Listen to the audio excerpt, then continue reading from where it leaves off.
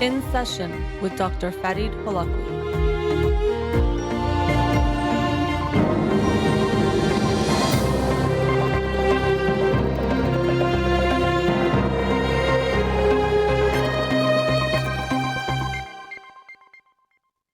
Good evening.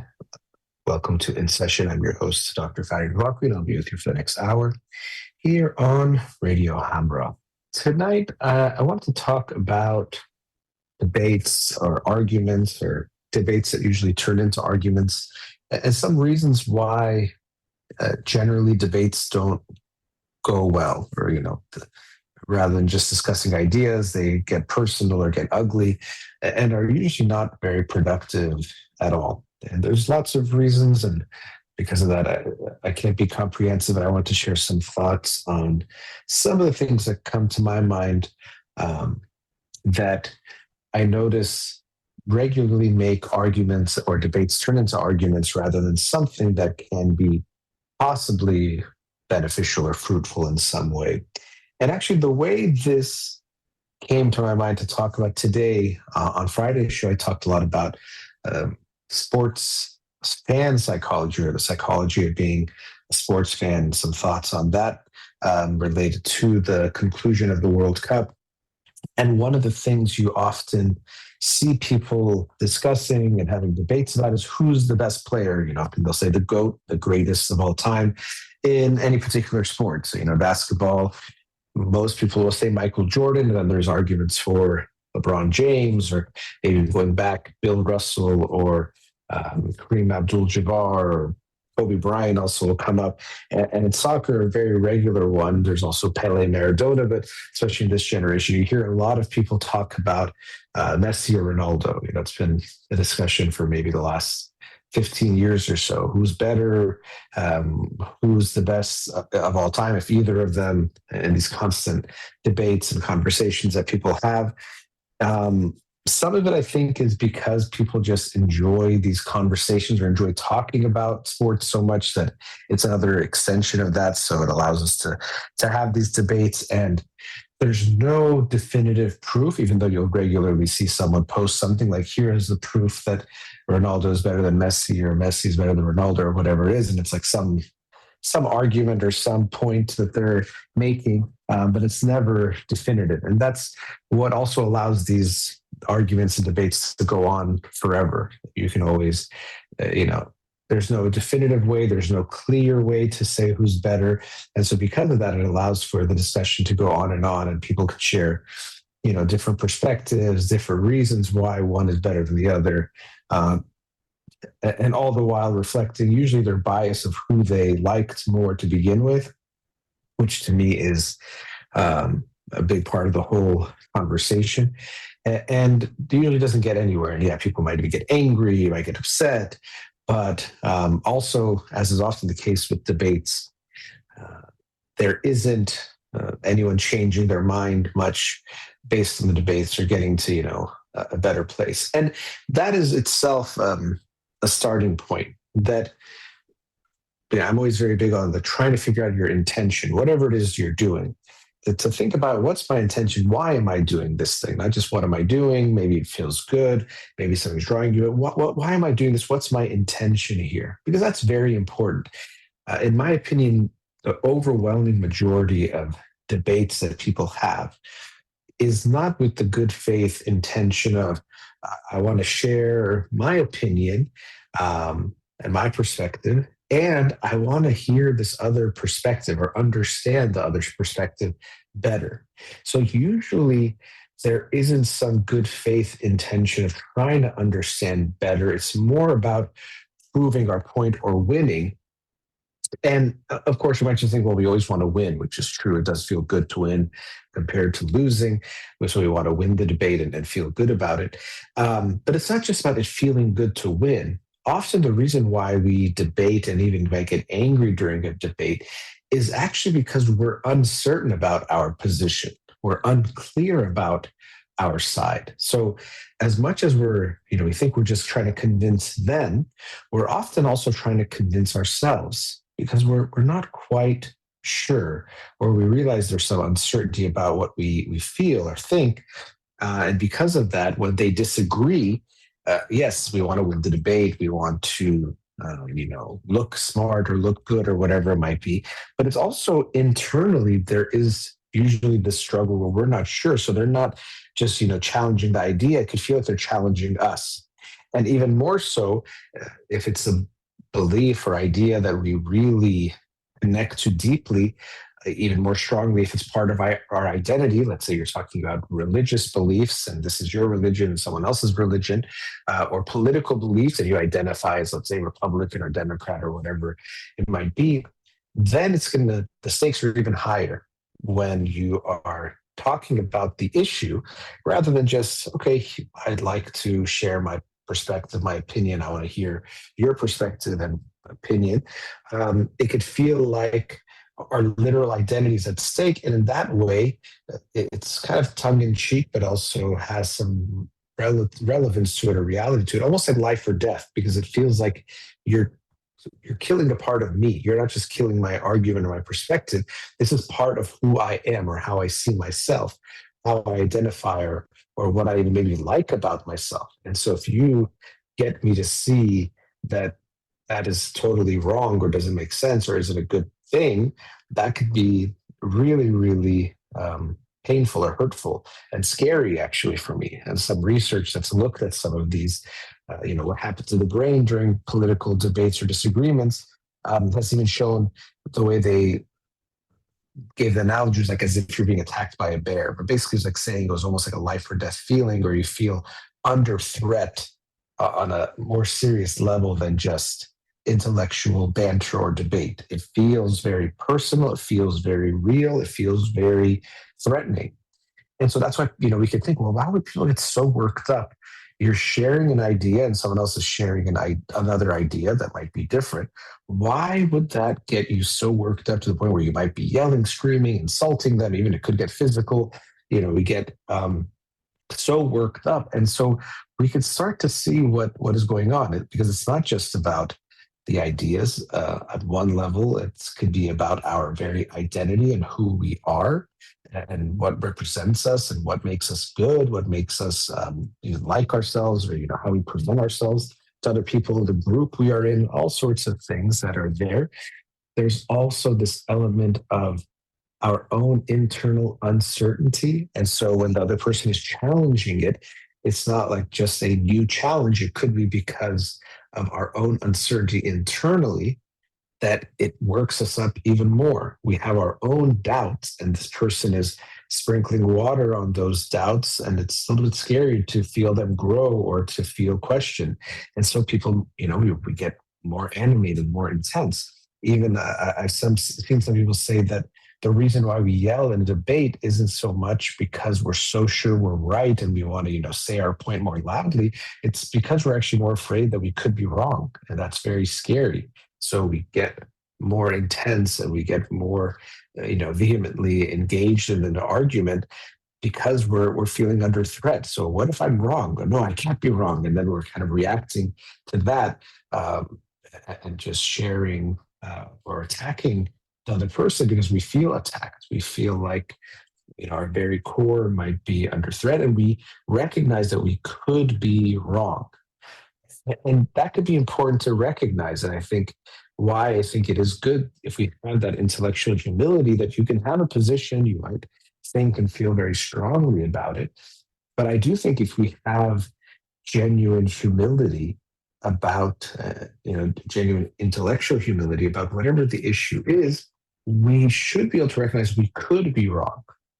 This is what I think and feel now, but it's not absolute. My mind can even change. And I'm sure if you think about yourself, especially if you're slightly older than, let's say, a very young teenager, maybe it's the first time you're thinking about some of these ideas, but if you've thought about them for a long time, more than likely your position has evolved over time. It hasn't been exactly in the same place for 20, 30 years.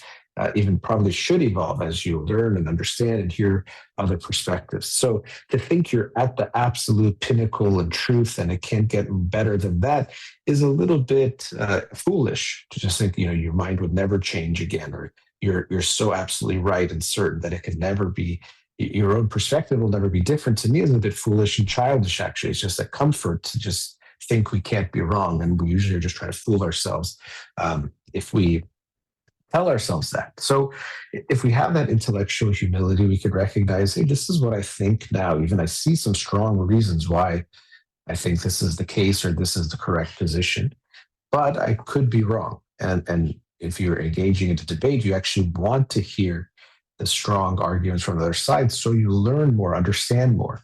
This takes some, I think, courage. It takes some, coming from a good place and a solid place. And I don't think most of us are there most of the time, which is why usually you actually like to hear a weak argument from the other side, or people, especially online, love to read posts from people who are stupid from the other side, who are making bad arguments because it makes them feel so smart. That, see, look, if that's their argument, we call this like a straw man argument, like something very weak that's easy to tear down. That's their argument. Oh, look, it doesn't make sense for this, and this reason. I knew I was right. I knew they were wrong, and it makes us feel better because we are actually unsure. We don't want to hear the strong arguments from the other side. But if our goal was actually genuine understanding, then we'd want to hear the strongest arguments from the other side to see if we are actually, right or wrong. If you're choosing between two restaurants, you want to hear why both of them are good. But maybe if you've already picked one restaurant, you've already spent your money there, you put a deposit, I don't know how that works, but there, you're not going to want to hear the good stuff about the other place because now it might make you feel bad about your decision. Here we're talking about something even bigger than just, a restaurant and you've put some money into it. You can feel like your very identity is at stake. And that brings me to the other point related to why we might get so intense in arguments is I think that we should be very mindful of identifying too strongly with any kind of ideology or thinking or perspective or belief, because of this very reason that if you are I am a Democrat, I am a Republican, I am a whatever it is, or even a supporter of this person or a hater of this person or whatever that might be, it then makes you get stuck in having to just see some truth or almost like closing or foreclosing on the rest of truth, that this is it. I found truth, that I don't need to look anymore. I don't want to look anymore. And that if your position gets challenged, whether it's from the outside, someone, you're debating or arguing or hearing someone's point, or internally you start to have some doubts, it gets very scary very quickly because it's not just, oh, maybe there's more to this topic that I realized, or here's another aspect to it that I hadn't considered. It feels like this is who I am. And then who am I if I'm not that, if this is not true? And it feels very, very threatening. This is why I've talked before about, we hear about identity politics, which is its own topic, its own thing. But I think we should be even more concerned about identify politics. How strongly do you identify with your political ideology or belief? Because that makes it impossible for us, or very, very difficult at the very least, to have beneficial, productive conversations about these important topics because we're so fixed on being right, because that's who I am. I am a this. So if I'm a liberal, that I find out some of my beliefs or values or ideas are wrong, then what am I? That's too scary. I have to double down and even more strongly defend my position, attack anyone who is against it. It makes even more of this us versus them when it becomes identity. And it creates a lot of the division, polarization, and all some of the nasty things that we see in political life and political discourse, or the lack of discourse that comes about because of these types of factors. So it doesn't mean you shouldn't have strong beliefs or ideas. You definitely should think about them, reflect on them, because that's important and you want to have a position. But I think having that intellectual humility is really, really important, and related to that, not identifying so strongly with any kind of political belief or ideology or perspective will allow for us to be more open to learning more, hearing more, genuinely engaging in debates where we want to understand the other side better, meaning we want to hear the strong arguments from the other side, and we want to be open to taking them in, to seeing, oh, maybe there's something more that I don't know, or something better that I can learn from this other person or from this other side, rather than it feeling like the whole point is to win. And so, yeah, that's why most debates, political debates, don't go anywhere other than just towards aggression and getting into personal attacks, because people are not going into them with the right intentions of understanding of I have a position. I want to present it strongly, but I definitely could be wrong. Here it is. I want to understand what you think, what you feel about this, and I want to take it in. We're so defensive, we get so aggressive that we're not going to let even a good point won't land because we're too scared to, or we're in a war. It's me versus you rather than us together communicating about something, trying to exchange ideas, information, perspectives, so we both can get to a better place. So that was just some thoughts about why a lot of times arguments or debates go wrong. And I want to continue on this theme because I think so often we get into these conversations and they go really poorly. And because of that, we avoid them altogether. So let's go to our first commercial break. We'll be right back.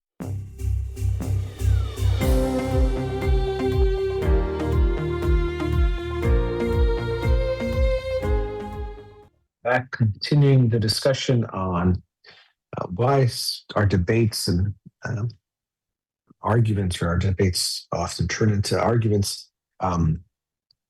As I mentioned, it's so important to think about our intention. I think really, if we look at it, most of the time, we don't have good intentions. And not only do we have bad intentions, but we don't have the right intentions, maybe is a better way of saying it, that we're trying to exchange ideas, perspectives. We are there for mutual understanding, not to win, not to, dunk on, especially if it's something that's publicized or televised or recorded, to make the other person look bad or go viral, and show them how stupid they look, which is often what people think a debate or argument is about, is trying to make the other person look stupid, not only try to win, but that's your goal. And I think that's really not good. So I think most of the time people don't have the right intentions to create a fruitful debate where there's something gained by both people. That should be the goal, that we both understand each other better in some ways, but also as we're talking about something, it's less about us personally and about the other perspective, what's on their side, why they think that way, what are the arguments that might support it, and leave with a better understanding of the whole discussion, the whole topic. And I've thought about this often, that when we talk about most intense political debates or ideological debates, if you can't even understand the other perspective, the other side, then you probably don't have a good grasp of the whole topic, the whole situation. But people sometimes think that, I know I'm so right and the other side is so wrong that I can't get it. They're so stupid and just wrong that there's nothing to understand. It does, just their perspective, their side doesn't make sense. So let's take abortion, which I know is just a controversial topic. But if you can't understand both sides, whatever side you're on, let's say in the United States, we talk about pro-life versus pro-choice. To me, if you say I can't even understand how someone could be pro-life or how someone could be pro-choice, to me, it just means you don't understand the topic. And in a way, you're basically putting yourself out there as not qualified to have a strong opinion on the topic.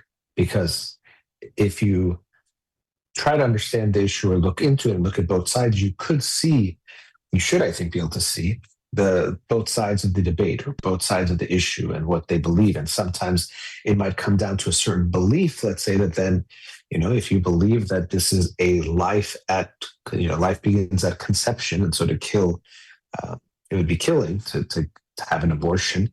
You could understand that. Even now, you might not think that. You might think that, no, that is not true. Life doesn't begin at conception. It would be, it begins later, or there's more vague than that, or whatever it might be. But if you can at least understand that, I think to me that makes sense. I might not think of it that way, and I think that it can be more complex, but I can understand that if that is your belief, abortion would have a very clear moral wrongness about it, or does it be wrong to you? And I could get that. So if you claim to know a lot about an issue, and even if you claim to be passionate about it, if you can't even understand, or thinking that not understanding the other side shows how strong you are about your side, to me, that's not the case. It just shows either potential ignorance, willful ignorance, or not even wanting to really look at the issue, or not wanting to even put the other side's arguments out there. Maybe it goes back to this doubt that because you're so unsure, you don't want to even think about or contemplate the other perspective or to see that maybe you could be wrong, because that is really what we're talking about here. It's very scary because we don't like to be wrong. Um, we have to be open to that, though, if we really want to look at things clearly and to look at reality and look at the situation. We have to be open to um, seeing that we could be wrong. That's the only way we can grow. And wherever your positions are now, or whatever you think you know about the world, if we think 1 year from now, 5 years from now, one would actually hope that some of what you think or feel now would be seen as wrong to you, because you're hopefully learning in this next year, 5 years, understanding things in a deeper way. So we would imagine through that understanding, it wouldn't be that everything you believe would just remain static and the same. It would likely evolve with that. So if you continue to learn and grow, with that will come at least modifications or changes to what you think or believe to be true. So, as I said, I don't think most people enter a debate with good intentions. And one of the other problems that sometimes can come up, even not necessarily with this bad intentions that are in place, is that people might be not clear on what they are arguing about. I see this a lot where people are talking and they're both making a point, but the points are, about different exact questions. And so because of that, they're just going to talk right past each other. So for example, someone might say, today is July 27th. And the other says, no, it's Monday. And I'm just, no, but it's July 27th. Look, I can show you on the calendar here. And so it says, oh, look, when you look at the day of the week, today's Monday. So they're not, neither of them is wrong. They're both making a point that actually is true. But because they're not clear on the question or what they're debating, they could feel like, really frustrated. They're arguing and they're, the other person is so wrong and I can't believe they think what they think. But it's just because they're talking about a different question. One person is saying day as in the day of the week. Other one means day as in, the day and month of the year.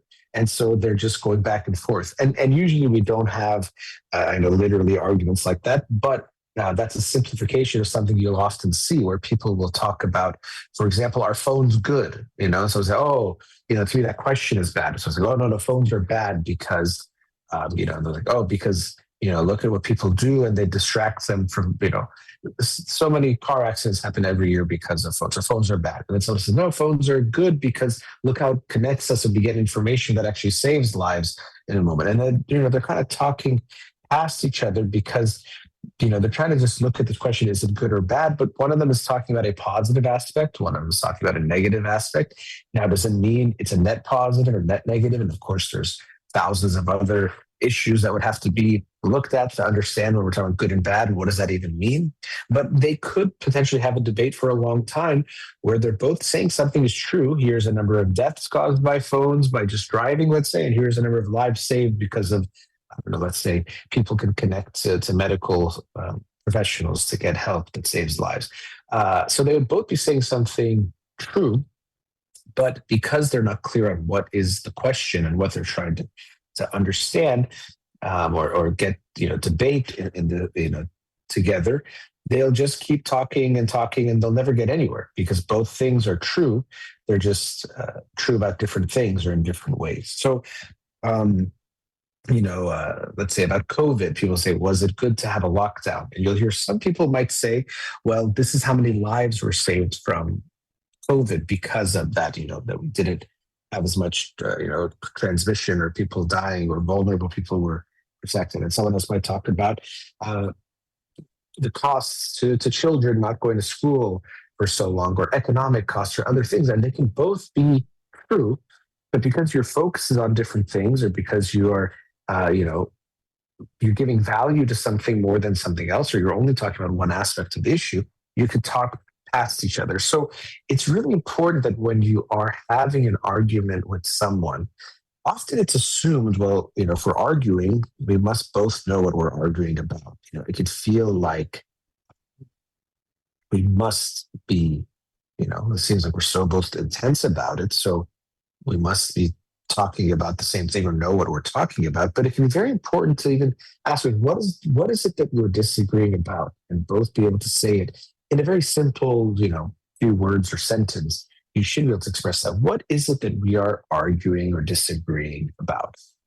It doesn't have to just be about political issues. It could even be about personal issues. Sometimes we have a discussion about something that happened interpersonally between you and someone else, and we're having two different discussions. And so one person might be explaining one part of the thing, and one person's talking about how they felt about it. They both might be true, and it doesn't mean they're mutually exclusive, that only one of them has to be true.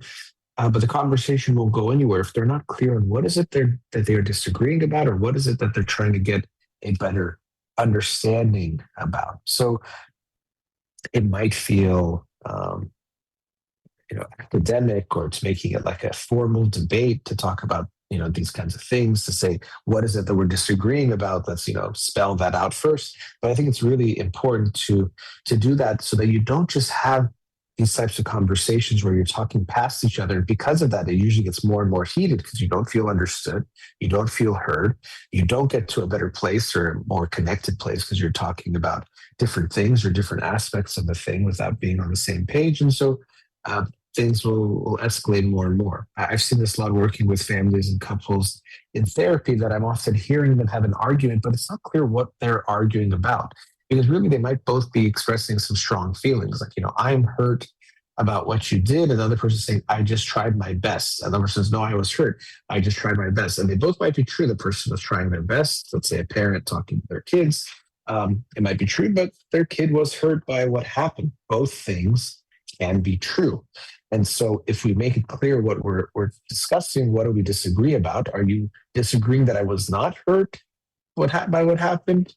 Yes or no? And the other person might be saying, do you not think I was trying my best? And those might be two separate conversations, and maybe they both agree on those. I do think you were trying your best. I know, you did a lot of good things too, and I appreciate that. And the other person can say, yeah, I did try my best, but I could see how you were hurt. When I look back, there was things I did that could have been better.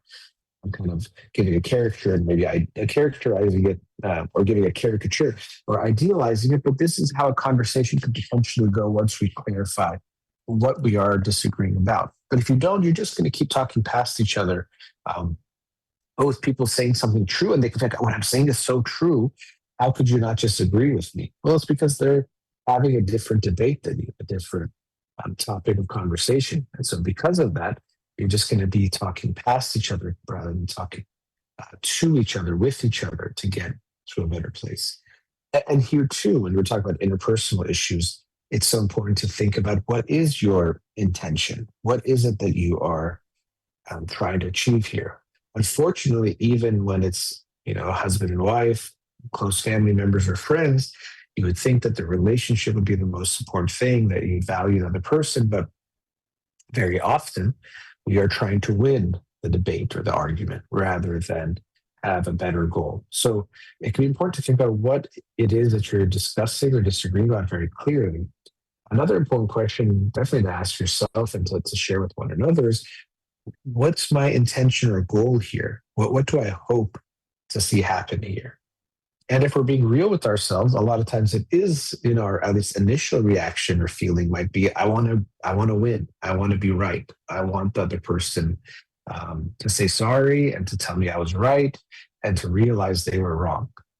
Or I want them to feel bad, or see themselves as the bad one. Or often I feel this in therapy, they want the therapist to say that you were right and the other person was wrong. You're the good partner, they're the bad partner, just to feel good in the moment. But this is coming from an understandable but more immature part of ourself that is feeling weak or wounded, and just wants to win, or to win against even our partner. But in the end, it's not going to work for us, because we have our partner there who is, if we win against them, we might win, but we're alone. We're not with them. So it can be very important to recognize that, yes, we have big feelings, and that's part of it, is we want to have mutual understanding of those big feelings, perspectives, everything. So yeah, big feelings are there. You feel strongly about it, but can we make sure our goal is to understand each other better, to make sure that after this discussion, it's not about proving who was right or wrong, or who did the better thing and who did the worst thing, but actually trying to make sure we understand each other and leave this conversation feeling closer than we did before. Doesn't mean feeling closer implies that the whole conversation feels pleasant and good and, all of that. It might feel very bad at the beginning, and there could be and likely will be some tension. But ultimately, we're hoping that with the intention of getting closer, of understanding, that it won't get as ugly, won't get about personal attacks and proving right or wrong. Seeing if we can understand one another and get to that point. All of this implies, I mentioned intention, that you feel like your partner has good intentions towards you, which is really big. And this is actually something that unfortunately sometimes we get to a point in a relationship where there's so much animosity, resentment, there's been so much negativity sprayed at one another that we might not feel that way. We might not feel emotionally safe with our partner even. And because of that, we don't feel safe to, put our guard down to mutually understand and get close and all of that. And every conversation becomes a war, becomes a debate that's about winning and losing and proving the other person wrong. So that's important, check in when we think about the intention we have. Also think about, what do you even think your partner's intention is overall and in this conversation? If your answer is, I think my partner wants to hurt me, I think my partner wants to make me feel bad, wants to win against me, I don't feel safe emotionally with them, you're in a lot of trouble. And what we actually should realize there is, as much as you're having an argument about something, some topic that's there, there's a bigger argument that's at play, or a bigger question, which is, what's happened between us? How have we gone to this point? And until we repair this feeling between us, or this sense of how you feel about me, do you care about me? Do you love me? Do you want what's best for me? If you don't handle that, every conversation over that, that's the deeper thing. All the surface conversations, they could even go well. They probably won't, but they won't make enough of a difference. And this is why, although it's so important the way we communicate, of course, and even things like using I statements and things that a therapist might teach a couple and how they communicate.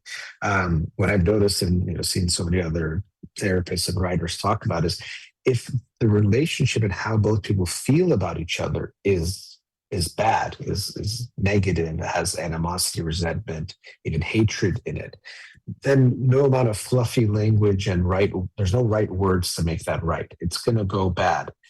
Even if you try your best to use, the most psychologically minded types of phrases and wording, it doesn't matter, because once that feeling is gone and the love has turned into some type of negative feeling, resentment or hatred, or I don't think you have good interests for me or best interests for me, it's very hard to have any kind of productive conversation, because I'm not with you, I'm against you, and I think you're against me. And so things won't go well. So just some more thoughts on how conversations and arguments can tend to go bad, and some things we can think about. In the last segment, I'll conclude on these topics and give some final thoughts. So let's go to our last commercial break. We'll be right back.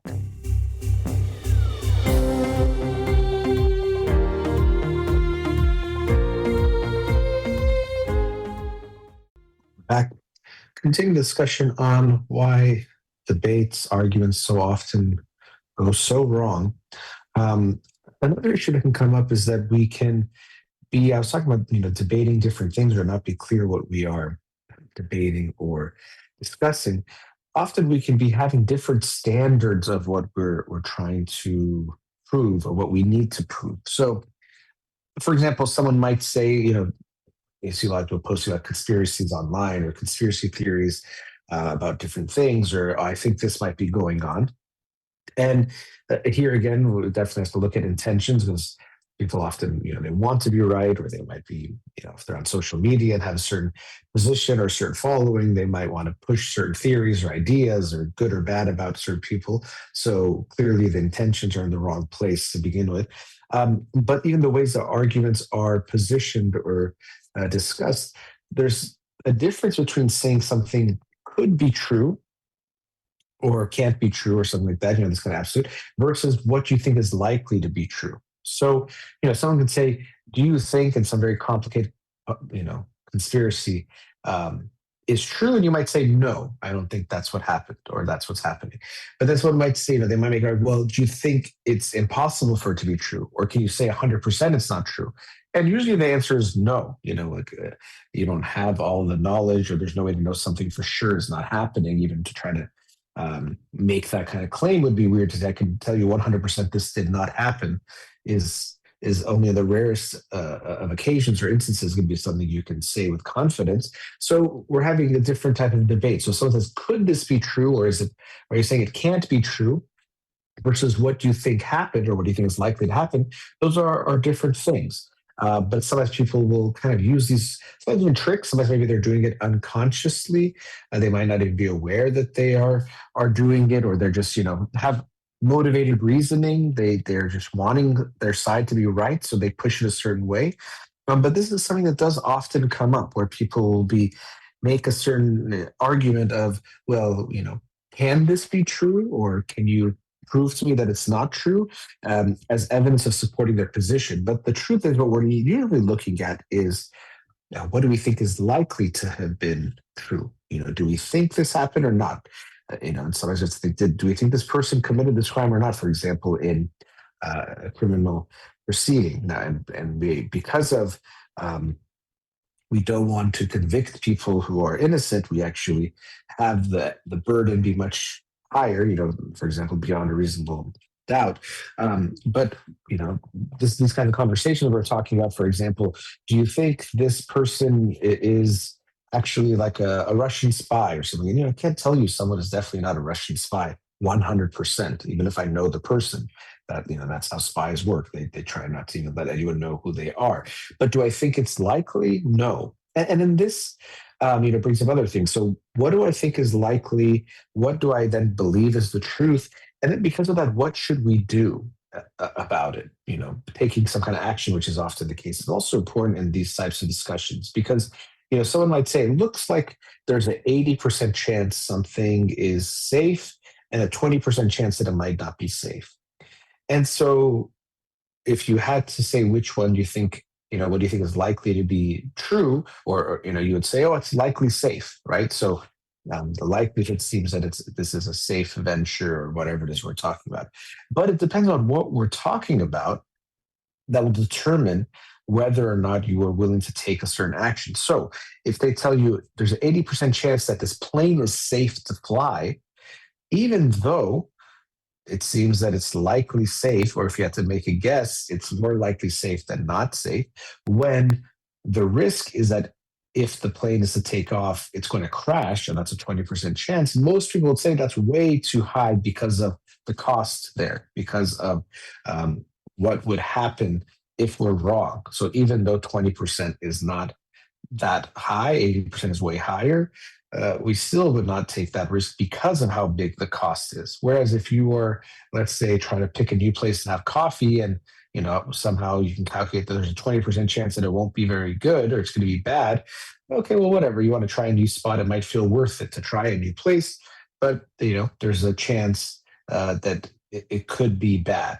Because of the cost, you might go ahead and make that decision. So what we decide to do, it might be, even though we might believe something to be true, we might still act in a way that seems different from that because of the cost. So do I think it's safe to fly this plane? Yes. But do I think it's worth the risk? No, because of the cost that is involved in case we are wrong. So you wear a seatbelt every time, not because you think you're going to crash, but because in that one time that you do crash, you want to be protected. So do you think you're likely to get a car accident today when you're driving? Thankfully, no. You almost never do, which is good.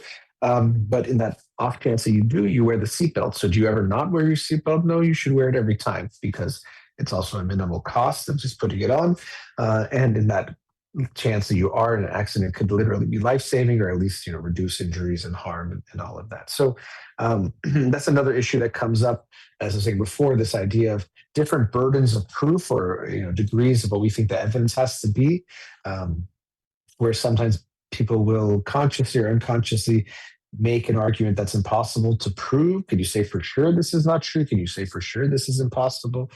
So could it be true versus do I think it's true, are two very, very different things.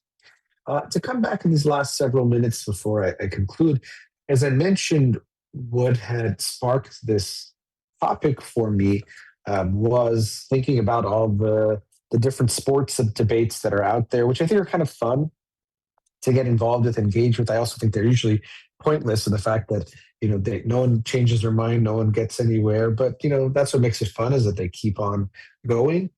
And so often the conversations are presented as who's the best, who's the better, player, whether we're talking whatever sport it is, who's the best of all time, whether it's contemporaries or comparing someone from now to someone who's playing 50 years ago, which makes the debates even more confusing and complicated because we're comparing players of different eras.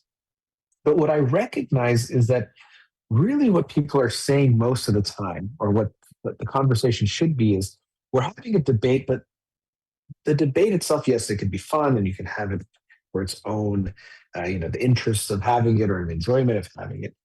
But really, what people are saying is, this is my favorite player. I like this person the most. And it almost seems like we feel like we have to prove that I like them and they're the best, because, or even I like them because they're the best, although that's not always the way things go, because we might pick a player before they've even played that much to know, are they going to be the best of all time, which itself I think shows why this conversation should be different. Um, but to me, that's what it boils down to. I like this player the best. I really like how she plays this way or that way, or works hard, or has had some really key clutch moments, or whatever it is. Or I like this player is very cerebral. He plays really smart. I think usually what happens. I talked about this last time. We often pick a player very often who might reflect traits that we either possess or would like to possess, or how we'd like to see ourselves. And then we pick that player and we like them. And I think that makes sense. You enjoy watching them play and you keep watching them play. Now, does that mean they are the best? Well, I don't know. Well, and maybe they become the best over time, or they keep improving, or maybe they don't. Um, I mentioned Messi versus Ronaldo. Most people picked the one they liked more many years ago, and then they both had long careers, and they both were good for a very long time. But you wouldn't know who would have a better career. You picked one, and then you see what happens. But we almost have, and I've had this feeling where you almost want the other one not to do good, so that you can say that your player is better or was better. When really, if we just say, I like this person, I like this player, this is my favorite player, there really isn't a need for a debate. There really isn't a need to get into who's better or worse, or to hate watch and hope the other one does bad, because it's not about that. And I think it goes back to the sense of almost we feel that we have to justify why we like someone, or why they're our favorite player. Where usually, especially if we like them early in their careers, there was no way to know how their career would go. You just liked them. They could have tragically had a career-ending injury very early on, and that was it, or had a short window where they were at their prime, as some great players have had, like the original Ronaldo or Kaká, or some other players maybe had a shorter prime compared to especially Messi or Ronaldo. But you still might have liked them the most, or they were your favorite player. And I think that makes sense. That's more than okay. I think in some ways people think that sounds more weak, or it almost makes it more of a feeling, which people don't like. So I've seen this even with the comedians. You'll say, "Oh no, this person is a genius." It's not just they make you laugh, you enjoy watching them. That's great. That's enough. But people almost feel like this need to put this label that they're a genius. So I'm enjoying genius. It's not just I like someone, or they make me laugh, or I think they're funny. It's more than that. It's something almost definitive, or something external, where your feeling is enough. And that's usually the case with most things. And usually when we're talking to one another, that's what it's about: preferences. I like this, you like that. Not one of us is right or wrong, but you should do this or you should do that. This is the best type of food, or this is the type of food I like the most. Oh, you like that kind of food the most? Great. There's probably good in both of them. We both have our preferences. That's enough. But you don't have to debate which food is the best or better, or which one is bad. It doesn't have to be about that, and that doesn't even matter. So let's say we prove that this is the best type of food, but if someone says they don't like it, doesn't taste good to them, that's what matters. So it kind of goes back to both the intentions and some of those things, and definitely here, I think because there's uncertainty that your player is the best, you fight strongly to try to prove that they are. But I think also we're getting the question wrong. That the feeling is like, okay, we have to talk about who is the best and then prove that, when really we can focus on just describing what we like about the play.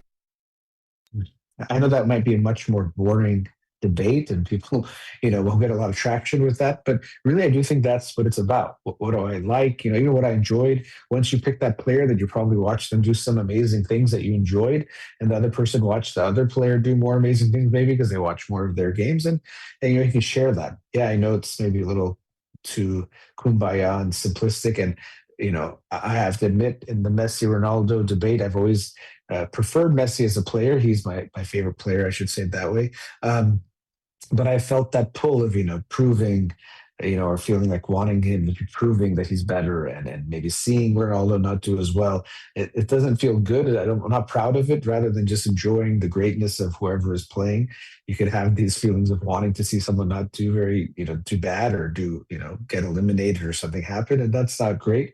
I'd rather just enjoy who I like, but I can't say I'm always there. So, as is often the case when I'm talking about something, it's not because I fully conquered it myself or figured it out myself, but sometimes I could try to think of what I think is the best way to be, or the best approach, and share that.